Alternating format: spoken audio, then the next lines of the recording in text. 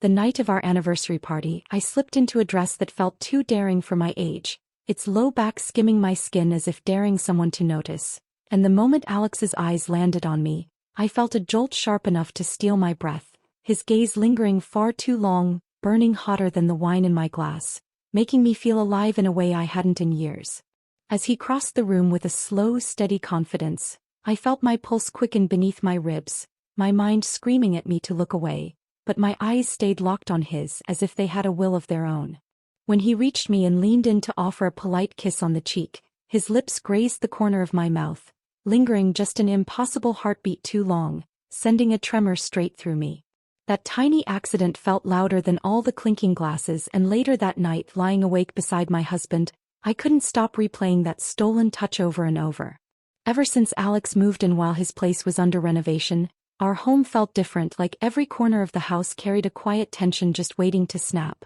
And no matter how much I tried to convince myself it was harmless, the way his presence filled the space made it impossible to ignore. One afternoon, as I struggled to lift a heavy box from the hallway closet, he appeared out of nowhere, his hands brushing against mine as he took the weight from me, and that brief contact sent a flicker of heat racing up my arm, sharp enough to make me step back too fast. He didn't say a word, but his eyes held mine just a moment too long, filled with something unreadable yet far too dangerous. And when I caught my reflection later in the hallway mirror, I noticed him watching me again, quiet and intent, as if I were something far more interesting than unpacked boxes and weekend chores. I kept telling myself this was all in my head, a foolish fantasy spun from loneliness, but the pull between us kept tightening whether I wanted it to or not. The rain that night came down in heavy sheets, drenching the parking lot as I stood beneath a flickering street lamp, regretting not checking the forecast. And when Alex pulled up beside me, rolling down the window with that familiar crooked smile, I hesitated only a second before sliding into the warmth of his car. The heater blasted against my damp skin, fogging the windows while he shrugged off his coat and draped it over my shoulders, the scent of him, clean rain and something darker, pulling me deeper into the moment than I should have ever allowed. Our hands brushed as he adjusted the collar, and when our fingers accidentally laced together, I felt my breath catch hard in my chest, my pulse thundering loud enough to drown out the rain pelting the roof. Without thinking, without any plan, I leaned in and kissed him, desperate to release the storm inside me, tasting rain and something forbidden on his lips. Then, terrified by what I had done, I yanked open the door and stepped into the downpour, letting the cold water hide the fire burning on my cheeks. The days that followed felt like walking a tightrope stretched too thin, every moment with Alex charged with something unspoken, something that hummed beneath the surface like static before a storm. And no matter how hard I tried to act like nothing had happened, his eyes betrayed him, watching me with a raw hunger that left my pulse racing. I found myself avoiding empty rooms, making excuses to stay busy, but Alex seemed to move through the house with quiet purpose, finding reasons to linger, to shorten the distance between us until one afternoon he caught me alone in the kitchen, his voice low and rough as he asked, "You feel it too, don't you?" I wanted to deny it, to pretend I hadn't noticed the way my breath faltered whenever he was near, but my glance slipped toward him, and the tremble in my hands gave me away more than any words ever could. That evening my husband left for a business trip, and as his car disappeared down the driveway, I felt the walls of the house close in, leaving just the two of us inside the rising tension. The morning sun spilled across the terrace as my husband stepped outside, only to pause when his eyes landed on a single photograph resting crooked beneath a potted plant, a forgotten printout from Alex's camera, and as he picked it up, his gaze hardened at the sight of me frozen mid-motion, adjusting the strap of my dress while Alex, standing just behind, watched me with an intensity that no innocent explanation could ever justify.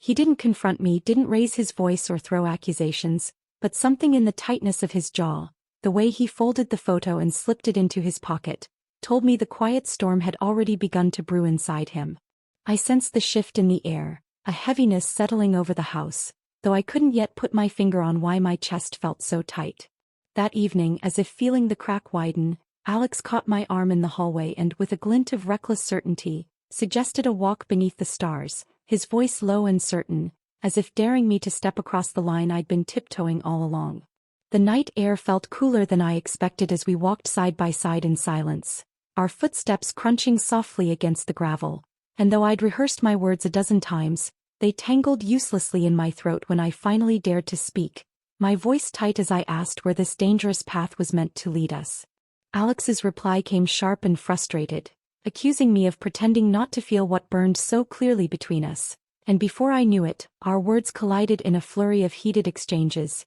each sentence fanning the flames higher until, breathless and raw, we both fell into a heavy, stubborn silence. On the way back, the house loomed closer, its dark windows watching us like silent witnesses, and when we paused at the gate, Alex's hand rose slowly, brushing my cheek with such aching tenderness that my breath caught, but I didn't pull away. The space between us crackled with unbearable tension, yet we stood frozen, teetering on the edge of something irreversible, and as I lay awake that night staring into the shadows, my mind ran in tortured circles, torn between fear and undeniable longing. I had convinced myself that distance would clear the fog in my mind, packing a small overnight bag with shaky hands, telling my husband I needed time with my old friend across town, though the truth felt heavier than the suitcase by the door. But just as I reached for my keys, Alex stepped into the doorway, his expression carved from quiet desperation. He didn't waste time with small talk or easy pleasantries, his eyes locking onto mine as he asked, steady but strained, if I wanted him the way he wanted me. And though my lips stayed pressed in a stubborn line, the pounding of my heart and the flicker of hesitation in my gaze betrayed me before any words could form. For a breathless moment, we stood suspended in the stillness of unspoken truths. Then, without another word, Alex leaned in and pressed his lips gently to my forehead, a simple, tender act that unraveled me more completely than any hungry touch could have. As I drove away, my chest felt hollow, as though I'd left behind not just a house but a version of myself I could never fully reclaim. The sound of the front door opening jolted me like a thunderclap, my heart leaping into my throat as my husband's unexpected return shattered the fragile sense of calm I'd been clinging to, and before I could process why he was home early, Alex stepped closer in the kitchen, brushing a loose strand of hair behind my ear with fingers that lingered a second too long, his eyes flicking to my lips as if drawn there by gravity itself. The moment felt suspended in glass, brittle and dangerous, and just as I exhaled a shaky breath, my husband's footsteps crossed the threshold, his gaze freezing at the scene before him, eyes narrowing with an iciness that sliced through the air sharper than any blade.